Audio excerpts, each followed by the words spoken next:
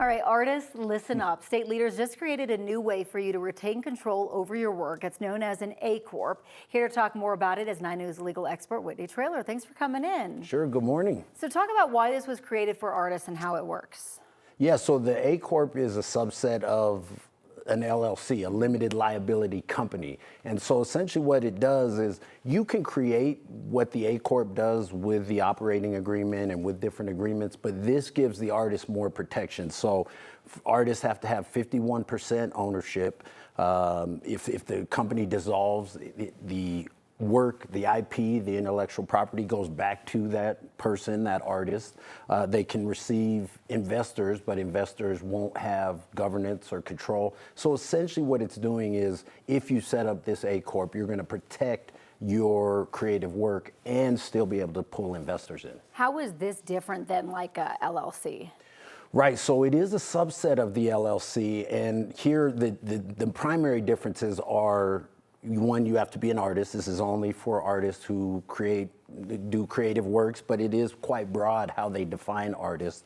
So that's the biggest thing. And then they have to maintain at least 51% control. And the benefit of that is that somebody can't, and you see this all the time in movies and things like that. Somebody starts a business, then they get a board of directors, and then the board votes them out. Right. And so here it's that kind of thing can't happen because the artist, him or herself, has to be that 51% owner. Over the years, you've advised a lot of clients how to protect their business, of course. Yeah. What do they need to consider when determining what type of legal structure they need to protect themselves? Yeah, most companies, most people are contemplating two different things: the tax implications and the liability, the personal liability. So for example, if you and I go into business and let's say I'm delivering our product and I cause an accident, right? If we're a certain type of entity, you could, even though you weren't even involved, your personal assets could be at stake. So if the company has no money, but you're rich, then they could go after your money, your house, those kind of things. So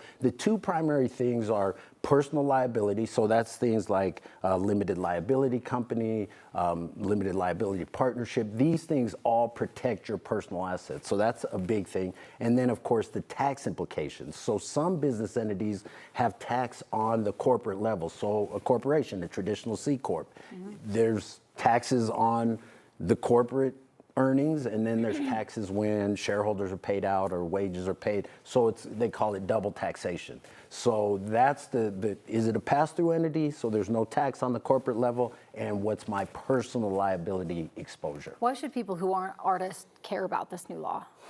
Well, that's a good question. I mean, on one level, more art is always a good thing, yes, right? Absolutely. To enhance our society, and so this allows more of a creative expression. And then, of course, allowing people, these type of artists, to benefit from this protection, really, because I think what this law does is it recognizes that creative work is both art and business. And I think this kind of addresses both of those realities. Yeah, really interesting. Yeah. I know we've talked so much about artists not being protected when it comes to their work, and so this is one step forward for them. Yeah, and we're the first state in the country to do it. Really? And so, yeah, there's 5 other states that are looking at it as well. And so it should go into effect in early 2027. And then once you have these business entities and you start getting some litigation, that's how the law starts to form. But right now it's statutory, and starting early next year, people can start creating these entities. Colorado paving the way. You know it. Whitney, as always, thanks for coming in. Sure thing.